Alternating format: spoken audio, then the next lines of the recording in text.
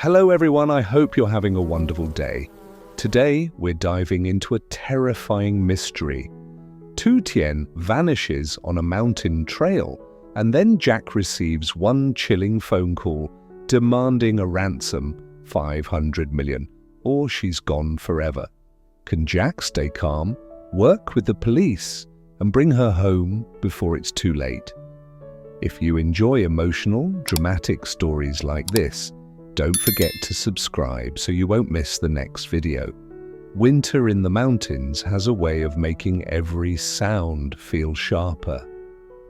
The wind slides through dry grass like someone whispering secrets, and the narrow dirt path up the ridge looks harmless until you're the one walking it alone.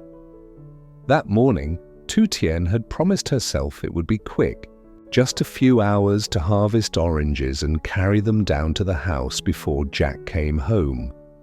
Jack had already left early in his car, headed to the company, juggling calls about the Min Hung project and the next steps they needed to lock in.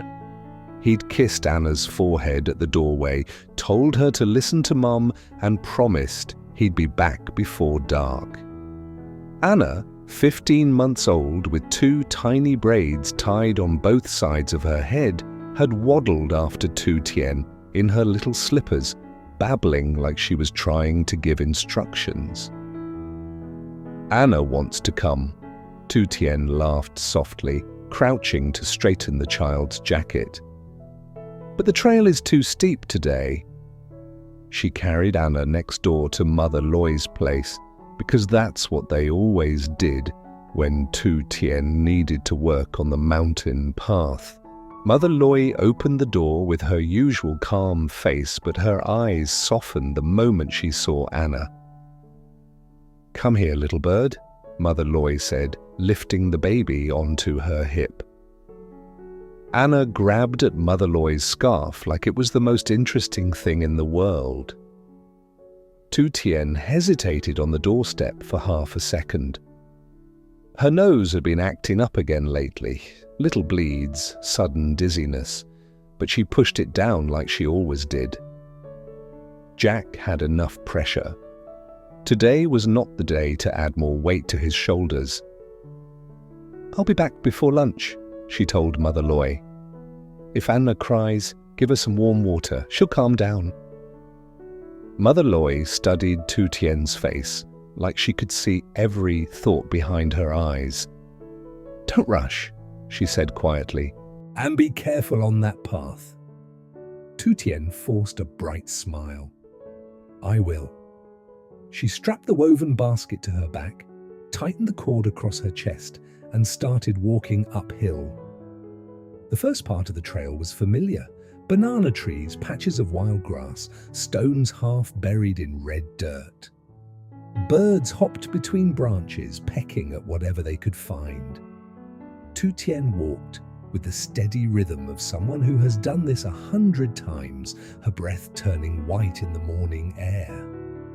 And then, halfway up, she heard footsteps behind her. Not one set, two. She paused, pretending to adjust the strap on her basket, and glanced back. A man stood several meters away, shoulders hunched inside a dark jacket, his cap pulled low.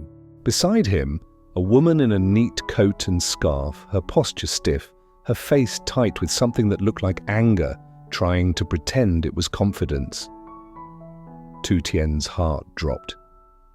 She knew that woman. Mrs. Tui, her former mother-in-law. The last person Tu Tien expected to see on a mountain trail. Tu Tien straightened slowly. "Why are you here?" she asked, voice steady but thin. Mrs. Tui's smile didn't reach her eyes. "We need to talk." The man took a step forward, hands shoved deep in his pockets. His gaze slid over Tu Tien like she was an item on a list. "You owe," he said bluntly. Tu Tien's stomach turned cold. "I don't owe you anything. Whatever you think you're here for, talk to Jack. He's the one running the business." Mrs. Tui's jaw tightened at the mention of Jack's name. "Always Jack. always hiding behind him. Do you know what you did to my family? Do you know what you took? I didn't take anything, Tu Tien shot back, but her voice cracked slightly. The wind pushed against her like it wanted her to hurry away. The man moved closer, enough that Tu Tien could smell cigarettes on his clothes. 500 million, he said. That's the number, you don't have it? Fine. Then we take something else. Tu Tien's fingers curled around the strap of her basket. Her eyes flicked down the path, calculating distance, thinking of Anna at Mother Loy's house, thinking of Jack in the city with his phone buzzing non-stop. Get out of my way, she said. I'm leaving. Mrs. Tui stepped sideways, blocking the narrowest part of the trail. Leaving, she repeated, almost laughing. You think you can just walk away from everything you've caused? Tu Tien's pulse hammered in her ears. She tried to edge around, keeping her shoulder turned, ready to run. And that's when it happened, fast, messy, and cruel in its simplicity. The man lunged, not with a weapon, not with anything dramatic, just his hand grabbing for the necklace at Tu Tien's throat.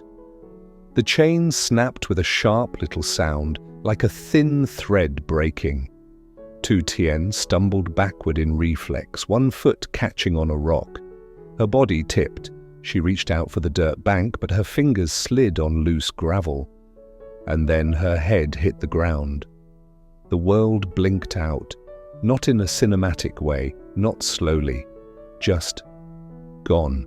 When Tu Tien woke again, she didn't know how much time had passed. Her first awareness was pain.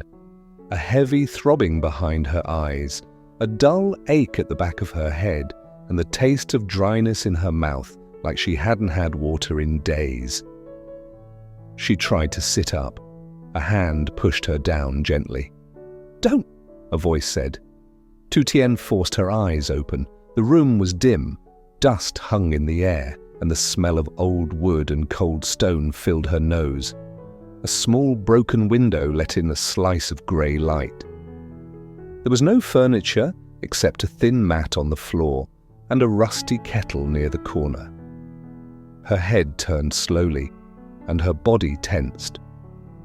Mrs. Tui sat against the wall, arms folded, watching her like she was waiting for a confession. The man crouched near the kettle, pouring something into a cup. Tu Tien tried to move away, but her limbs felt weak, like her body wasn't fully hers yet. What did you do to me? She whispered. The man held the cup out. Drink. You fainted. We're not stupid enough to leave you there. Tu Tien's eyes darted to the door. It was shut, and from the sound of it, bolted. Let me go, she said, the words shaking as anger rose through the fog in her skull. You can't keep me here. Mrs. Tui's expression hardened. We can do whatever we want when nobody is watching. Tu Tien's chest tightened. Jack will find me. Mrs. Tui's smile returned, sharper now. That's the point. Tu Tien pushed herself up anyway, ignoring the wave of dizziness. You're crazy, she said, voice louder. You think this will end well for you? The man stood, blocking her path to the door. His tone stayed flat, like he was discussing weather. You rest, you cooperate, and then your husband pays. Tu Tien's mind spun. Anna, Jack, Mother Loy, the company, the contract. The timing couldn't be worse if fate had planned it with a pen. I don't have money, she said, forcing calm. Jack doesn't keep that kind of cash at home. Mrs. Tui leaned forward, eyes glittering with a bitter kind of satisfaction. Then he'll find it. He's about to sign the biggest deal of his life, isn't he? Min Hung. Everyone in town talks. Men like him always have a way to pull money when their pride is on the line. Tu Tien's hands shook. You're going to ruin him. Mrs. Tui shrugged. Maybe. Or maybe you'll ruin him if you don't come back. Tu Tien's throat went tight. She thought of Jack's face that morning, tired, hopeful, trying to look strong for her. She thought of Anna's little braids, her warm cheeks, her small hand waving goodbye. Tu Tien's eyes filled, but she swallowed it back. Crying wouldn't help. Begging wouldn't help. She tried a different angle. "If you want money," she said carefully, "hurting me won't make it come faster. Jack will call the police. He will search the mountain. He will bring the whole town if he has to." The man's lips twitched, almost amused. "Let him." Mrs. Tui reached into her coat pocket and pulled out a phone. She looked down at the screen like she'd rehearsed this moment. "We don't need him searching," she said. "We need him paying." Tu Tien's breath caught. "No, don't call him." Mrs. Tui lifted her gaze slowly. "You don't get to give orders anymore." Tu Tien surged forward instinctively, but the man caught her by the shoulder and shoved her back. Not hard enough to knock her down, just enough to remind her she was trapped. Mrs. Tui raised the phone to her ear. And as the first ring started, Tu Tien realized something terrifying. Jack was about to be forced to choose between the project that could change their future and the wife who might never make it home if he chose wrong. And she had no idea how to stop it. The phone rang 3 times before Jack answered. He was in his office, one hand on a folder of Min Hung documents, the other already reaching for his car keys because his gut had been restless all afternoon. Tu Tien hadn't come back from the mountain trail, and when he called, her phone just rang and rang. "Hello?" Jack's voice was tight. A woman's voice came through, calm in a way that made his blood go cold. "Jack, it's Mrs. Tui." Jack froze so hard his chair creaked under him. "Where is Tu Tien?" "Alive," she said, as if that alone should make him grateful. "For now." Jack's vision narrowed. The room felt too small. "You touched her again?" Mrs. Tui ignored that. 500 million. You bring it. No police, no tricks." Jack's jaw clenched so hard it hurt. "You think I have 500 million sitting in a drawer?" "You're working with Min Hung," she said sharply. "Don't pretend you're poor. You have ways." Jack's mind tried to sprint in 10 directions at once. The project, the investors, the loan discussions he was already struggling with, the truth that even if he could scrape the money together, handing it over would not guarantee anything. He forced his voice steady. "Let me talk to her." There was a pause. Then muffled movement, a soft scrape, like a phone being passed. "Jack!" Tu Tien's voice came through, hoarse and shaking, but unmistakably her. Jack's throat tightened so fast he could barely breathe. "Tu, are you hurt? Where are you?" "I'm okay," she whispered, and Jack could hear how hard she was trying not to cry. I hit my head, but I'm awake. They locked the door. Please don't come alone." Jack closed his eyes for half a second, forcing himself to stay calm because he knew his panic would spill straight into her. "Listen to me. I'm here. I'm going to get you. Do you understand?" "Jack!" Tu Tien started, but the phone was yanked away. Mrs. Tui's voice returned, colder now. "You have until tomorrow morning. If you bring police, you'll never see her again." The line went dead. Jack stared at his phone like it might ring again and fix everything. His hands were trembling, but his mind felt strangely sharp now, like fear had burned away every useless thought. He didn't call anyone from Min Hung. He didn't call investors. He didn't call friends. He called Officer Thu. Officer Thu answered on the second ring. Jack? It's Tu Tien, Jack said, voice low and urgent. She's been taken. Mrs. Tui called me. They want 500 million. There was a beat of silence, then Officer Thu's tone hardened into pure focus. Where are you now? At my company. I'm getting in my car. No, Officer Thu said. Stay. Do not rush into the mountains. You go alone. You disappear too. Listen carefully. I'm coming to you. Jack's chest rose and fell too fast. They said no police. They always say that, Officer Thu replied. We do this properly. We bring her home. Keep the phone. Don't block numbers. If they call again, answer. Try to keep them talking. Jack swallowed hard. They'll hurt her. We move fast, Officer Thu said. And Jack, you need to keep your voice steady when you talk to them. Your fear is information. Jack stared out the window at the fading light, then forced out one breath. Okay. He hung up and immediately called Mother Ly. She answered, and Anna's little noises floated in the background, soft babbling, like she was playing with something on the floor. Mother, Jack said quickly, Tu Tien didn't come home. She's been taken. The line went silent. Then Mother Loy's voice turned quiet and firm. Where is Anna? At your place, Jack said. Please keep her there. Don't let her out of your sight. I'm calling Dung too. I'm going to the police. Anna made a happy little sound in the background, unaware her whole world had just cracked open. Mother Ly exhaled slowly.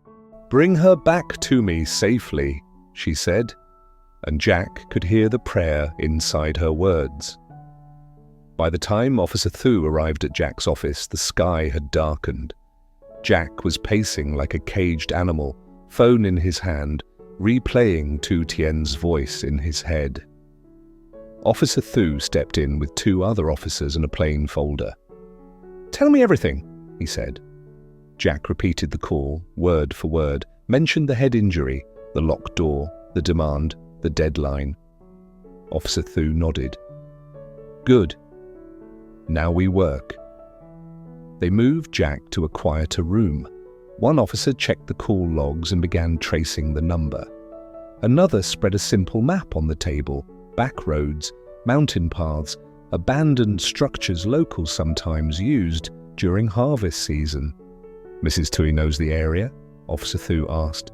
She used to come here before, Jack said. Years ago. She knows the trails. Officer Thu tapped a few points on the map. Then she'll pick somewhere hidden but accessible, not too far, because they need to move her if things go wrong. Jack's throat felt raw. Can you find her tonight? Officer Thu didn't make promises he couldn't keep. We find leads tonight.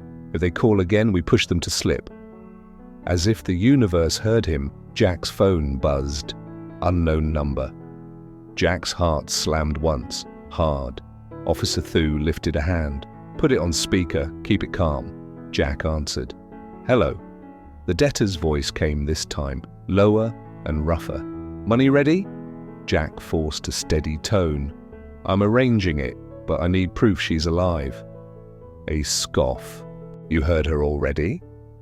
I heard a voice, Jack said. I want to hear her again, and I want to know where to bring it. A pause. Jack held his breath. Then Tu Tien's voice came again, strained but clear. Jack, I'm here.